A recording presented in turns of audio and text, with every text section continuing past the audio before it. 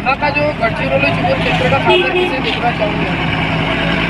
तो अभी कांग्रेस के हमारे किसान साहब है, तो यही चाहूँगा स्वयं अशोक नेते साहब ने उम्मीदवारी छोड़ देना था। अलबत्ता आप मिले ही गई है उनको फिर से खड़े हुए पार्टी की तरफ से, तो हम उनका पूरी तरह से विरोध करते हैं। इस बार एनडी किसान साहब को लेकर आए। किसानी चीज है। सत्य उजाला न्यूज में आपका स्वागत है। जैसे कि आप जानते हो कि पूरे देश में लोकसभा चुनाव चालू है। जैसे कि 2014 में नरेंद्र मोदी सरकार जब सत्ता में आई थी तो बोल के आई थी कि बहुत हो गई महंगाई की मार, अबकी बार मोदी सरकार। तो अभी फिर 2024 के इलेक्शन शुरू और ऐसे में यहाँ पे जो है 10 साल से अशोक नेते सांसद रह चुके हैं और अभी जो है कांग्रेस से डॉक्टर नामदेव किसान को टिकट मिली हुई है और भाजपा से वही अशोक नेते को टिकट मिली है जो पिछले 10 साल से खासदार है। तो ऐसे में यहाँ पे जो हमारे आजू बाजू में जो उपस्थित है उनसे चर्चा करेंगे कि आगे क्या किसको मतदान देना पसंद करेंगे। क्या कहोगे जी, पिछले 2014 में जो भाजपा सरकार आई थी उसने कहा था बहुत हो गई महंगाई की मार, अबकी बार मोदी सरकार। अभी 10 साल से राज कर रही है, तो क्या लगता है आपको महंगाई कम हुई क्या? आप अभी ऑटो चलाते हो तो आपका उधर निर्वाह बराबर हो पा रहा है कि नहीं हो रहा है? क्या महंगाई की मार को आपको झेलना पड़ रहा है? महंगाई की मार को झेलना पड़ रहा है तो गुजारा नहीं हो रहा है, तो सब नाश करके रखिए। अभी देश का जो प्रधानमंत्री है नरेंद्र मोदी, वही डबल देश का प्रधानमंत्री दोबारा बनना चाहिए या कोई नया बनना चाहिए? कोई तर हमारा बहुत उद्धार होना चाहिए। अभी यहाँ पे गढ़चिरौली चिमूर लोकसभा के जो उम्मीदवार हैं भाजपा के अशोक नेते और कांग्रेस के नामदेव किसान, उनकी टक्कर चल रही है। तो ऐसे में किसे आप कहाँ पर देखना पसंद करेंगे? जो भी करे वो अपने लिए अच्छा है, बस मेरे ख्याल से तो चिंता नहीं ठीक है। तो ऐसे में हमारे साथ अभी मौजूद है आमगांव तहसील के टैक्सी एसोसिएशन के अध्यक्ष अभी लोकसभा चुनाव लगे हुए हैं और ऐसे में 2014 की अगर बात की जाए तो भाजपा बोल के आई थी कि बहुत हो गई महंगाई की मार, अबकी बार मोदी सरकार। क्या लगता है आपको, क्या महंगाई कम हुई या नहीं हुई? आगे किसे खासदार देखना चाहोगे? महंगाई तो इतनी है कि मोदी साहब को भी मालूम है कि तेल का रेट कांग्रेस के ज़माने में क्या था और आज तेल का रेट क्या है। डीजल का रेट कांग्रेस के ज़माने में क्या था और आज डीजल का रेट क्या है। चावल की कीमत कांग्रेस के ज़माने में क्या थी और आज क्या है। आज हमारी स्थिति ऐसी हो गई है कि हम रोज़गार करने जा रहे हैं तो हमको रोज़गार करने का मौका सही नहीं मिल रहा है। गवर्नमेंट ने आधी टिकट दे दिया है, बसों के अंदर हम टैक्सी वाले पूरी तरह से भूखे मर रहे हैं। ये सरकार के नुमाइंदों को बिल्कुल नहीं समझ में आ रहा है। और रही बात हमको रोज़ का 200 रुपये कमाना, तो सोचिए हम 200 रुपये रोज़ी के अंदर क्या अपने परिवार का पेट भर सकते हैं?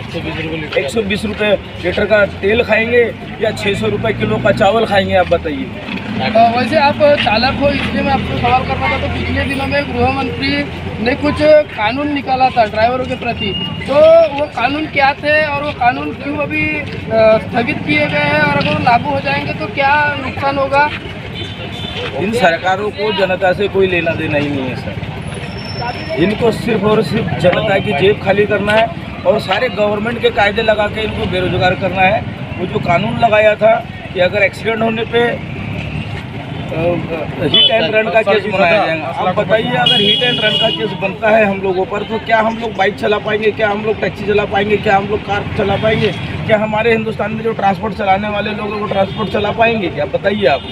तो ऐसे में अभी 2024 के लोकसभा चुनाव शुरू है और इसी के 2-4 महीने पहले ये कानून लागू होने की बात हुई थी। तो ऐसे में आपके ड्राइवर लोग जो है वो किसे मतदान करेंगे? क्या भाजपा को मतदान करेंगे? ये वक्त तो अब सबक सिखाने का है सर ये वाला, क्योंकि जब तक के सरकारों को 10 साल हो गए ना साहब, 10 सालों में सरकार ने हमारे गरीबों के तरफ कोई ध्यान नहीं दिया, न महिलाओं के तरफ, न पुरुषों के तरफ, न युवा बेरोजगारों की तरफ। युवाओं की संख्या भी ज़्यादा है। अब ये वक्त आ गया है कि सरकार को सबक सिखाया जाए। अगर ये सरकार को सबक नहीं सिखाएंगे तो सरकार पक्का इनको सबक सिखा देगी। आप कह रहे हो कि सरकार को सबक सिखाना है और मोदी सरकार बोल रही है कि अबकी बार 400 पार। क्या हो पाएगा? कैसे हो पाएगा बताइए ना। बिना गलत काम किए 400 पार कैसे पता चलेगा? आप अपने कल का नहीं बता सकते, इनको कैसे पता चलेगा 400 पार हो रही है? बताइए आप। इनकी सेटिंग है ईवीएम में, इसका मतलब हम अब हमारा दिल चाहता है कि हम इनको भी पूरी तरह से नकार रहे हैं, हम तमाम जितनी भी जनता है, फिर भी ये कैसे 400 पार हो रहे हैं? आप बताइए, आप सोचिए ना। अगर बात की जाए गढ़चिरौली चिमूर लोकसभा क्षेत्र की, तो यहाँ पे भाजपा के खासदार रह चुके अशोक नेते वही उम्मीदवार है भाजपा के, और एक तरफ एनडी किसान जो है वो कांग्रेस के उम्मीदवार को। ऐसे में आप किसके खासदार देखना पसंद करोगे? पिछले 10 सालों से हमारे अशोक नेते साहब गढ़चिरौली लोकसभा क्षेत्र के खासदार बने हुए, परंतु इस आमगांव क्षेत्र में एक भी बार उनका दीदार खड़े भी नहीं हुए। उनका एक भी बार हमारे दुखों के समय, कोरोना के समय और कोरोना के बाद में भी शायद हमारे किसी बड़े पॉलिटिकल लीडर के ही आए होंगे तो आए होंगे, बाकी हमारे यहाँ सामान्य लोगों का एक भी रुपए का मैंने आमगांव के अंदर कोई सामान्य काम नहीं देखा। तो मैं तो यही चाहूँगा, स्वयं अशोक नेते साहब ने उम्मीदवारी छोड़ देना था, अलबत्ता आप मिले ही गई है उनको फिर से खड़े हुए ना पार्टी की तरफ से, तो हम उनका पूरी तरह से विरोध करते हैं। इस बार एनडी किसान साहब को लेकर आए। तो देखा हमारे साथ में जो आमगांव टैक्सी ड्राइवर संगठन के अध्यक्ष थे, उन्होंने क्या कहा। वैसे ही हमारे साथ भी यहाँ पे युवा भी है उपस्थित। अभी 2024 के इलेक्शन लगे हुए हैं लोकसभा के, तो ऐसे में आप किसे खासदार देखना पसंद करोगे? ऐसी तो क्या है कि हमारे अशोक नेता जी 10 साल हो गए आमगांव में, और हमारे आमगांव तहसील में उनका बहुत कम आना होता है। 2-4 साल में एक बार आते हैं, जब ये चुनाव होते हैं, जब भी इनको लोगों की याद आती है, अन्यथा उनको लोगों की याद नहीं आती, वो अपनी पेटी भरते हैं। अगर भाजपा की बात की जाए तो भाजपा बोलती है कि जमाने के साथ में महंगाई बढ़ रही है, क्योंकि 2014 में बोला था कि बहुत हो गई महंगाई की मार, और डीजल पेट्रोल गैस और सभी का रेट बढ़ रहा है। तो ऐसे में आप क्या कहोगे? असल में क्या है, अभी मोदी जी जो है ये महंगाई का म बोलने तैयार नहीं। इनने जो हमारे पूर्व प्रधानमंत्री मनमोहन सिंह जी थे, उनके ज़माने में इन्हें जो 2014 में जो इनका डायलॉग था, ये मनमोहन सिंह जी महंगाई का म बोलने तैयार नहीं है। आज ये परिस्थिति उनके ऊपर आई है। असल में कैसा है कि 65 रुपये लीटर पेट्रोल था, 54 रुपये लीटर डीजल था। आज वही पेट्रोल 107 रुपये लीटर है हमारे महाराष्ट्र के अंदर, और डीजल जो है 87 रुपये के आसपास है। और जो खाने का हमारा सोयाबीन का तेल है 110, 120 है, 120 रुपये है। और उबर की जो दाल है 120 रुपये किलो है। जो दाल है 60 रुपये किलो मिलती थी 2014 के पहले। तो ये जो मोदी जी है, ये अपने जो अडानी अंबानी इनके जो भाई लोग हैं, जो चोर, ये आज हमारा हिंदुस्तान से जो हमारा पैसा लेकर गायब हुए हैं 9,000 करोड़ नीरव मोदी, और 7,000 करोड़ के आसपास 700 गायब कर दी। जनता जो मुद्दे इन्होंने गायब कर दिए, और जनता के जो मुद्दे हैं इन्होंने गायब कर दिए। मोदी जी ने सिर्फ ये अपने भाइयों लोगों को, अडानी अंबानियों को अब आज देश का दूसरे नंबर का करोड़पति बनाया है, अरबपति। ये उनके दोस्त है और हिंदू मुसलमान करते रहते क्या कहोगे, कहीं ना कहीं ऐसा सुना जा रहा है कि देश में जो है जातिगत और धर्म के ऊपर राजकारण किया जाता है, इस पर आपका क्या कहना है? हाँ, तो ये जो है हिंदू मुसलमान जब तक कि अगर करेंगे नहीं तो इनकी रोटी इसमें पकेंगी नहीं। और आज जो राम मंदिर का जो इन्होंने निर्माण किए है, ये एक हिंदू संगठन को जोड़ने के लिए इन्हें किया गया है कि वही हिंदू हमको वोट दे। इस वजह से ये राम मंदिर का इन्होंने निर्माण किया। उसकी जगह अगर चाहते तो बहुत बड़े कॉलेज वहाँ खोले जा सकते थे, और इसमें मुसलमानों को कोई आपत्ति नहीं थी कि वहाँ मंदिर बने या मस्जिद। इसमें एक तो बड़े बड़े कॉलेज या मेडिकल इस तरह की सुविधा वहाँ देना चाहिए था। मंदिर निर्माण के गाँव के मंदिर में तो कोई हिंदू जाता नहीं है, ना कोई मुसलमान गाँव के मस्जिद में नहीं जाता, तो वहाँ जाने की बात दूर है। तो अभी ऐसे में यहाँ का जो गढ़चिरौली चिमूर क्षेत्र का खासदार किसे देखना चाहोगे? तो अभी कांग्रेस के हमारे किसान साहब है, बदलाव हुआ है 10 साल में कुछ भी नहीं किया है आमगांव तहसील में। तो इस बार एनडी किसान साहब को हम वोट देकर यहाँ का खासदार बनाना चाहेंगे। अगर उन्होंने 5 साल में कुछ नहीं किया तो फिर भी उनको यहाँ से बदला जाएगा। इस बार तो बदलाव की लहर चल रही है, कोई मोदी जी की लहर नहीं है। सिर्फ ये फेंकू चंद की लहर है, वो फेंकने का काम करते हैं और कुछ नहीं करते इसका। तो पिछले बार जब मोदी सरकार चुनाव लड़ रही थी तो कहा था अच्छे दिन आएंगे, तो अच्छे दिन किसके आए किसके नहीं पता नहीं, लेकिन यहाँ पे हमारे साथ में बच्चे हैं स्कूल के, इनको समय पे बस आती है या नहीं ये जानना चाहिए। क्या आपका बस आता है समय पे? फिर कभी कभी काहे से जाते हो? तो आपको क्या लगता है अच्छे दिन आए? नहीं आए। आपकी बस समय पे आती है क्या नहीं है? तो आपको क्या लगता है अच्छे दिन आए? क्या लगता है आप स्टूडेंट हो, आगे कौन सी सरकार बैठना चाहिए, कौन सी सरकार देश के लिए अच्छी रहेगी? तो अभी जो स्कूल के बच्चों हैं उनके लिए सुविधा बराबर है आपका?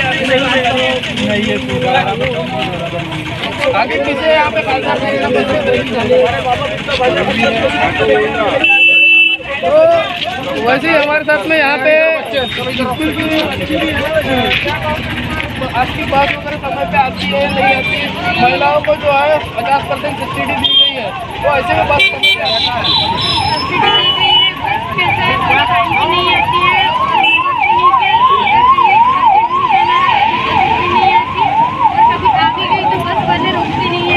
बच्चों को नहीं भरते, बड़ों को लेके जाते हैं। मतलब नहीं क्या टाइम पे बस ही नहीं आती और फिर अर्जेंट भी जाना रहा, कुछ भी करना रहा, काफी 1.5-2 घंटे से खड़े हैं, बस नहीं है टाइम पे, बहुत दिक्कत होती है जाने के लिए। बच्चों की तो ऐसे में तो मोदी सरकार बोलती है और राज्य सरकार बोलती है महिलाओं के लिए सुविधा उपलब्ध कराए, 50% सब्सिडी दी है।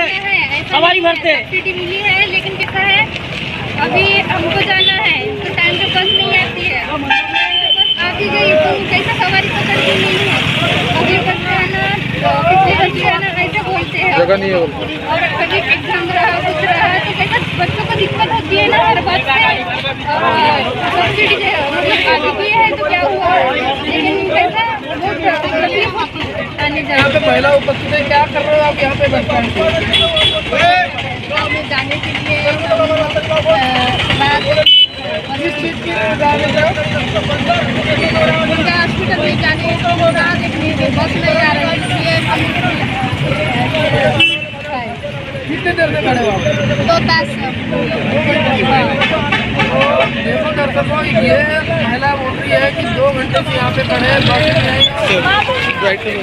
तो दर्शकों आप देख सकते हो बस के पीछे कैसे यहाँ पे बच्चे, बूढ़े, बुजुर्ग, महिला, और ये देखो महिला जो है गिर रही थी बस का, इतने बस की कमी कर दी गई है।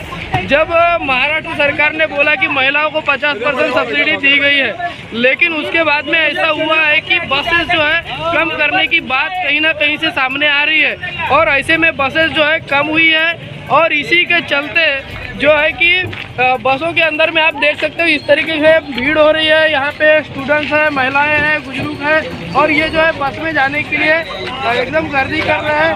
तो ऐसे में शासन से मांग करती है जनता की बसों की जो है संख्या बढ़ाई जाए। उपस्थित है हमारे सामने कुछ बच्चे, क्या कहोगे अभी, क्या कहोगे? बस अभी भर चुकी है तो आपको जगह हो पाएगी आप? नहीं, अब फिर क्या करोगे आप? दूसरी की राह देख लेंगे। तो अच्छे दिन आए। तो दर्शकों आप देख सकते हो मोदी सरकार ने बोला था अच्छे दिन आएंगे, क्या यही अच्छे दिन है? महिलाओं को 50% सब्सिडी बस में दी गई है, लेकिन बस में बैठने के लिए जगह नहीं है, और यहाँ पे कुछ जो बच्चे हैं स्कूल के ये फिर से रुक गए दूसरी बस आने के लिए, आप देख सकते हो। तो दर्शकों इस तरीके से यहाँ पे आम जनता के साथ में हो रहा है अन्याय, और सरकार बोलती है कि फिर एक बार मोदी सरकार। दर्शकों आपने देखा कि हम आमगांव के गोंदिया रोड पे थे, जहाँ पुराना बस स्थानक था पेट्रोल पंप के बाजू में, और यहाँ पे कुछ जनता हमारे साथ में जुड़ी थी, बच्चे भी थे, महिलाएं भी थी। उनकी क्या राय थी लोकसभा इलेक्शन के बारे में, महंगाई के बारे में और अच्छे दिन के बारे में, आगे वो किसे खासदार देखना चाहते हैं। तो आपने देखा, ऐसी खबर के लिए सत्य बजाना न्यूज़ को देखते रहिए। मिलेंगे अगली खबर में, तब तक के नमस्कार।